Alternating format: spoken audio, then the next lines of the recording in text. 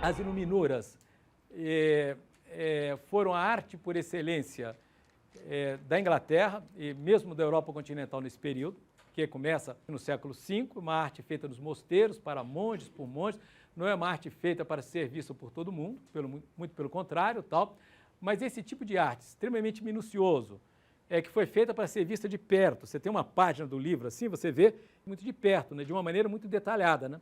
Ela vai estar presente no Renascimento, que vai ocorrer na Europa a partir do século XV, mas não na Itália, no norte, na Flandres e tal.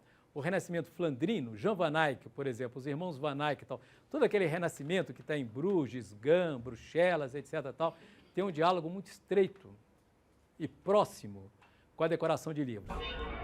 O cristianismo, quer dizer, é uma religião monoteísta, que aparece no interior do politeísmo, do império politeísta romano. Há um conflito, um confronto entre o monoteísmo cristão e o Império Romano, quer dizer, é uma perseguição do cristianismo e tal, mas a partir de um certo momento, à medida que o cristianismo ele vai se distanciando daquelas pequenas comunidades, etc., vai se tornando altamente hierárquico e tal, ele se aproxima do Império e no ano de 313, o imperador Constantino, ele concede liberdade de culto aos cristãos. Essa é uma data importante, eu já me referi, mas eu gostaria de insistir. Quer dizer, a partir de 313, o cristianismo deixa de ser uma religião perseguida no Império Romano. Quer dizer, as outras religiões continuam, uma liberdade religiosa no Império, essa era uma característica do antigo Império Romano. Olha, no entanto, o imperador, o Constantino, nesse edito, no Edito de Milão, foi justamente o Edito de Milão que ele concedeu liberdade de culto aos cristãos, ele escreveu que ele, o imperador, era cristão. Quer dizer, as outras religiões continuavam, mas o cristianismo deixava de ser perseguido e ele, o imperador romano, era cristão. Então, isso em 313. Em 330, o Constantino, ele transferiu a capital do Império Romano do Ocidente para o Oriente. Ele estabeleceu a capital numa antiga colônia grega que ficava na entrada do Mar Negro, ali no Bósforo, tal, chamada Bizâncio. A cidade de Bizâncio passou a se chamar Constantinopla e ela é a capital do Império. Quer dizer, o Constantino transferiu de Roma para Bizâncio. Só que a cidade de Bizâncio mudou de nome e passou a ser designada pelo nome do imperador, que efetivamente é Constantinopla. Mas isso Constantino. Na segunda metade do século IV, o imperador Teodósio, ele tomou duas medidas que interessam para a gente entender justamente a arte cristã desse período do Império Bizantino, que é o seguinte: a primeira medida é que ele tornou o cristianismo religião oficial do Império Romano. Até então não era. A única coisa que o Constantino havia feito era conceder liberdade de culto aos cristãos, mas ele não estabeleceu o cristianismo como uma religião obrigatória no interior do Império. Ele não fez isso. Tá? Quem vai fazer isso é o Teodósio, em 380, por intermédio de um édito, chama-se Édito de Tessalônica.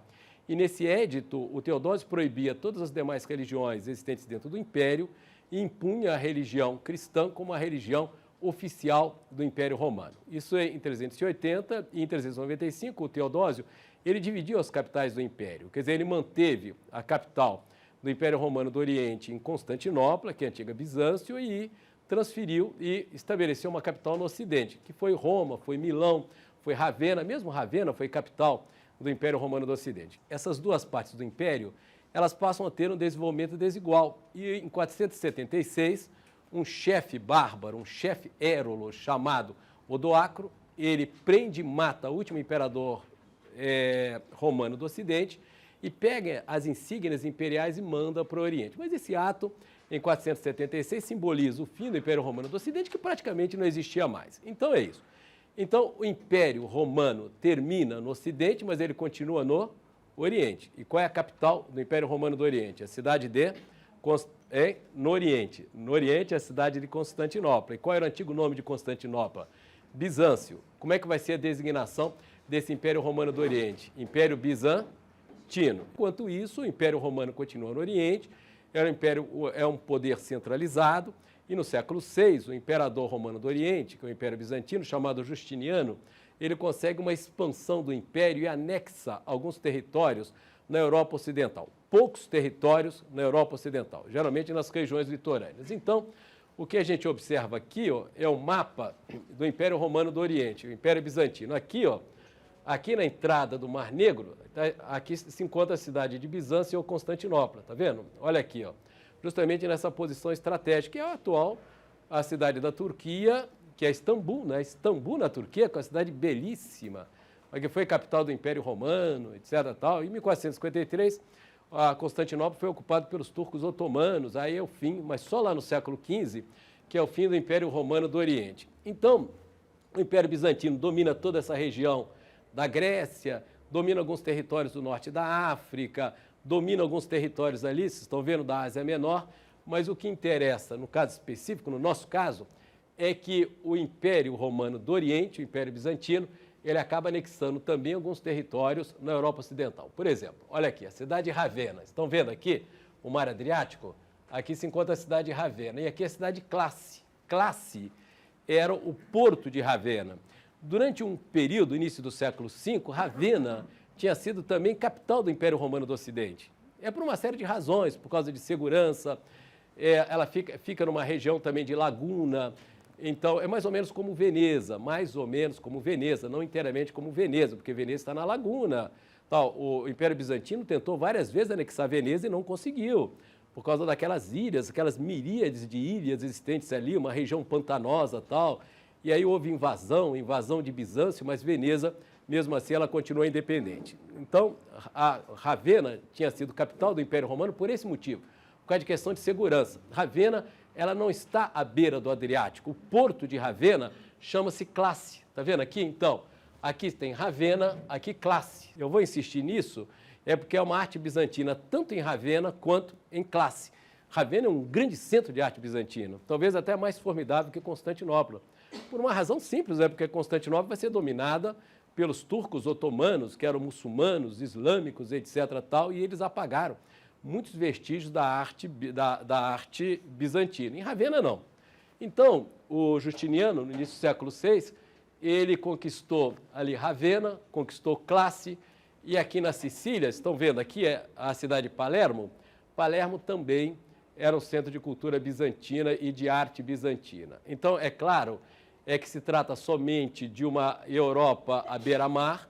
O interior da Europa Ocidental, estou me referindo nessa época, está totalmente dominada pelos bárbaros, e aqui uma questão se coloca para a igreja, porque quando o Império Romano se dissolveu, ele caiu, você tem uma instituição romana, que é a igreja, que permanece de pé. E a questão que se coloca para a igreja no Ocidente é a seguinte: de que maneira nós podemos cristianizar esses povos bárbaros? Tá legal? Isso passa nessa época no interior da Europa, nesse período do século V, efetivamente até o século X. Mas alguns territórios da Europa Ocidental pertencem ao Império Bizantino e, portanto, são áreas de cultura bizantina e de arte bizantina. Ravenna, Classi, Palermo e também Veneza. Eu não estou me referindo ao fato de o Império Bizantino ter anexado Veneza, não anexou. Veneza permaneceu independente todo esse período, chamada Sereníssima República de Veneza. Vai ocorrer justamente o contrário, porque em 1204, durante as Cruzadas, Veneza vai saquear Bizâncio, vai atacar a cidade de Constantinopla e vai saquear Constantinopla. Mas, embora o Império Bizantino não tenha anexado Veneza, Veneza era um centro de cultura bizantina, era um centro de arte bizantina. A Catedral de São Marcos em Veneza é uma catedral bizantina, tá certo? Então, Veneza estava na área de expansão cultural bizantina, embora, eu insista, a cidade de Veneza não tenha jamais pertencido ao Império Romano do Oriente ou ao Império Bizantino. A Sereníssima República, ela sempre se manteve independente. O que ocorre é que, enquanto na Europa Ocidental, então, não há nenhuma tendência artística muito clara, você tem no Oriente, no Império Bizantino, um estilo de arte muito bem definido, muito bem caracterizado, tal, e que não se limita ao Império. Embora essas manifestações artísticas, aos quais eu vou me referir hoje, elas tenham surgido no interior do Império Bizantino, elas não se limitaram ao Império Bizantino, nem do ponto de vista temporal, nem espacial. O Império Bizantino termina em 1453, quando os turcos otomanos tomaram a cidade de Constantinopla, que era a antiga Bizâncio. No entanto, a arte bizantina continua. E mesmo na época, eu dei o exemplo de Veneza, a Veneza não pertence ao Império e a arte existente em Veneza nesse período é também uma arte bizantina. Foram os monges bizantinos que cristianizaram a Rússia. Sabe, a Rússia, os eslavos, os povos eslavos. Quem cristianizou os eslavos? Eram monges saídos de Bizâncio. ou saídos de Constantinopla, ou do Império Bizantino. Foram eles que cristianizaram os eslavos. E, portanto, há uma expansão da arte bizantina também para aquelas regiões, para o Ducado de Moscóvia, que vai aparecer mais tarde, etc. Tal, todo aquele território era uma região também de arte bizantina, embora aqueles territórios não pertencessem a Bizâncio. Eu vou resumir tudo isso numa frase. Quero dizer que a arte bizantina é um estilo internacional que aparece no interior do Império, mas não se limita ao Império. Quer dizer, sobrevive ao Império e vai além das fronteiras do Império. Tá certo? O maior pintor de ícones bizantinos, o ícone, pintura sobre madeira, era um russo. Qual é o nome do cara? Qual é o grande pintor de ícone bizantino? Um pintor do século XV. Como é que ele se chama? Efetivamente, o grande pintor bizantino é o Andrei Rublev. É um pintor do século XV. Ele é russo. É um pintor russo. E a arte bizantina se estende até os dias atuais. Tem até uma brincadeira do Malevich, sabe o Kazimir Malevich, o cara do suprematismo, tal, do movimento de vanguarda na Rússia no século XX? O Malevich diz uma coisa curiosa, que não é inteiramente verdade, mas para usar a expressão francesa, é uma boutade. Uma boutade quer dizer uma brincadeira, é uma gozação. O Malevich disse o seguinte, que a Rússia, ela chegou primeiro à vanguarda do que a Europa Ocidental. A arte da Europa Ocidental ainda era meio passadista, tal, e na Rússia havia revoluções culturais e artísticas e efetivamente extraordinárias. Não é isso? E a Revolução Russa ela é um desses movimentos modernizadores. Ela ocorre simultaneamente essa inovação cultural existente na Rússia. E o Malevich é o grande teórico e prático do suprematismo. O Malevich dizia, em tom de brincadeira, que a Rússia estava na frente, do ponto de vista artístico, das inovações artísticas, das vanguardas da Europa Ocidental, porque eles nunca foram renascentistas. Porque, enquanto na Europa Ocidental há uma ruptura com o espaço plástico renascentista, a tridimensionalidade, a perspectiva, etc., tal, Malevich falou, a gente não teve que fazer isso, porque nós somos bizantinos até o século XX. Nós não tivemos que romper com o espaço plástico renascentista, nós nunca tivemos esse espaço plástico renascentista. Nossa pintura, efetivamente, sempre foi bidimensional, porque nós continuávamos bizantinos. Está errado, o que o Malevich disse está errado, mas vale como brincadeira, mas vale como gozação, como butada. Ele está explicando alguma coisa, que você tem uma permanência da pintura bizantina na Rússia, até os dias atuais. O grande museu de arte bizantina está em Moscou, chama-se Museu Tretiakov. Queria dizer que a arte bizantina não se trata de uma arte paleocristã, absolutamente, é um estilo artístico definido, internacional, e que aparece no Império Bizantino, mas vai muito além dele, extrapola os limites do Império Bizantino, extrapola também o período de vigência do Império Bizantino. O Império Bizantino termina e as pessoas continuam pintando os ícones, até hoje, na Europa Oriental, tal, que são ícones realmente maravilhosos e extraordinários, tá certo? Então é isso, é um grande movimento artístico, um estilo claramente definido. Bom, o que ocorre é que, para a gente entender a arte bizantina, a gente tem que fazer algumas referências à situação da Igreja, não só no Oriente, mas também no Ocidente, depois do fim do Império Romano. O que ocorreu? Bom, a Igreja, ela se aproxima do Império, ela se transforma numa instituição imperial, o Império Romano desaba, mas a Igreja permanece, etc. Inclusive, ela permanece com o idioma do Império Romano do Ocidente, né, que é efetivamente o latim, né? Falava-se latim no Império Romano, não é isso? Tanto que a liturgia católica era celebrada em latim, até o Concílio Vaticano II, até 1965 a missa era celebrada em latim. Eu acho que a gente já se referiu isso, que é uma loucura, é um paradoxo.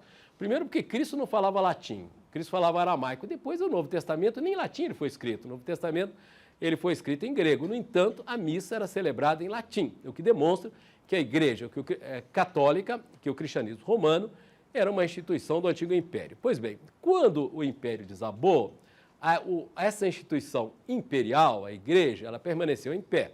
E o que ocorre é que a Europa Ocidental é ocupada por povos que não conhecem a escrita, eram povos ágrafos.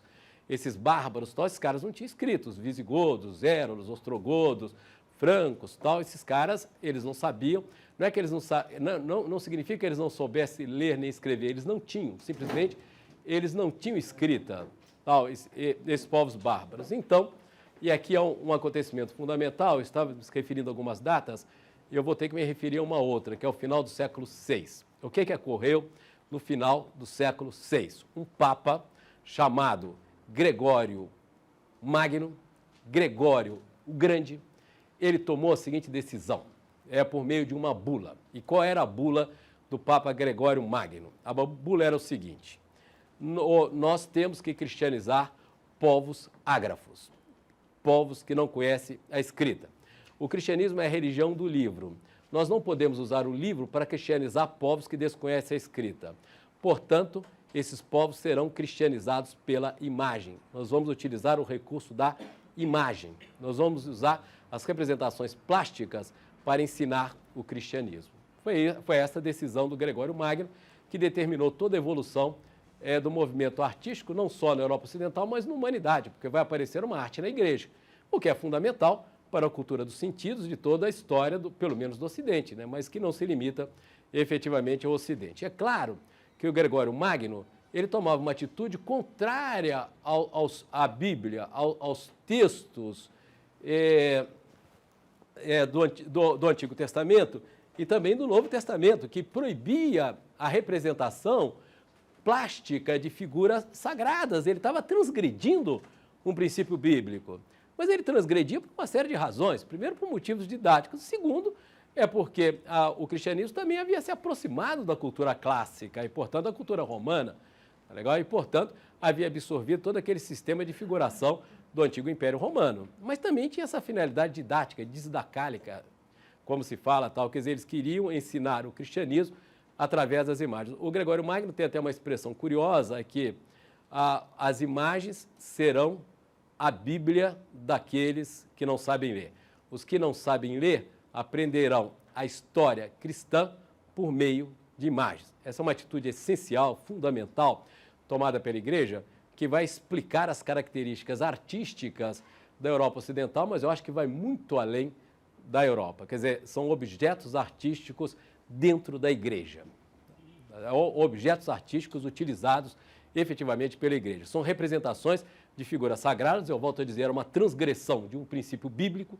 Quer dizer, o Papa Gregório Magno estava se opondo a um princípio, uma proibição muito clara na Bíblia, que era a representação de figuras sagradas, mas ele utilizava ali um documento, um argumento didático. E tinha uma sutileza, ele dizia o seguinte: nós não vamos adorar imagens, nós vamos adorar por meio de imagens.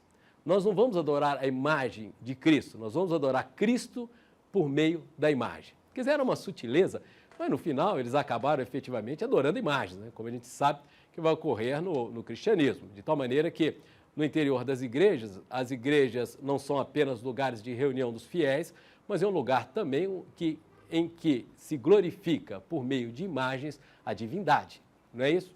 Tem um escritor francês do final do século XIX, um escritor famoso francês do final do século XIX, que era ateu e que participava ali daquele movimento naturalista lá com Émile Zola.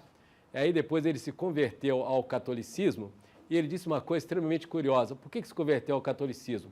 Pela seguinte razão: você chega numa aldeia perdida da França, do interior da França, não tem nada, não tem cultura nenhuma, mas entra numa capela lá para você ver, entra numa capelinha lá justamente naquele povoado perdido. E ali você tem representações, esculturas, pinturas, etc. Tal. Então ele dizia que grande parte dos tesouros culturais e artísticos da humanidade estavam efetivamente dentro da Igreja. E eu acho que isso se deve àquela decisão do Papa no final do século VI, não é isso, Gregório Magno, tá certo? Que fez essa concessão, digamos, ao paganismo, que é efetivamente a representação das figuras sagradas por meio de imagens. Quando no século IV o Constantino concedeu liberdade de culto aos cristãos, aí se colocou a necessidade, e que ela é radicalmente diferente das antigas religiões, de se organizar um espaço para que o culto católico fosse oficiado, para que ele fosse realizado, tá legal? Para que a liturgia católica realmente ela ocorresse. Bom, o que ocorre é que a Igreja, os cristãos, eles não podiam utilizar os antigos templos greco-romanos. E por que não? Primeiro porque os antigos templos greco-romanos eram extremamente pequenos. Você se lembra do Pártenon, por exemplo?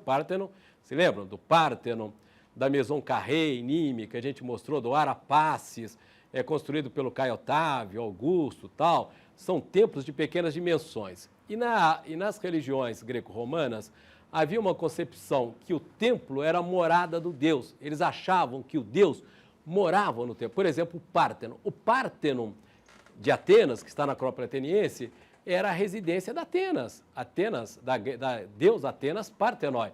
De tal maneira que o espaço interno, ele não era aberto aos fiéis. Os fiéis não entravam, por exemplo, num templo, não entravam no Párteno. O Párteno era a morada da deusa. Só as sacerdotisas da deusa é que tinham acesso ao espaço interno do templo. Bom, o cristianismo não concebe a igreja como morada de Deus. Não imagina que Deus more dentro da igreja, que Deus mora na Praça da Sé, imagina a Catedral da Sé. Mesmo porque ele vai estar morando muito mal, né? Morando lá justamente na Catedral da Sé. Ele não tem essa concepção efetivamente no cristianismo. E o culto cristão, ao contrário do culto greco-romano, ele é um culto de multidão, tá legal? São multidões que participam da missa. Então, a primeira questão, quando Constantino concedeu liberdade de culto aos cristãos, ele perguntou à hierarquia cristã onde ela queria oficiar os seus cultos, mas efetivamente não podiam ser nos pequenos templos greco-romanos. Então, da onde surgiram, as igrejas surgiram da onde? Qual é o espaço arquitetônico efetivamente que deu origem à igreja? Olha, a igreja, ela é o resultado de uma reorganização, se vocês quiserem, de uma readaptação dos antigos prédios civis, das antigas arquiteturas civis do antigo Império Romano, tá legal? Basicamente, a arquitetura, chama-se a Basílica do Tribunal.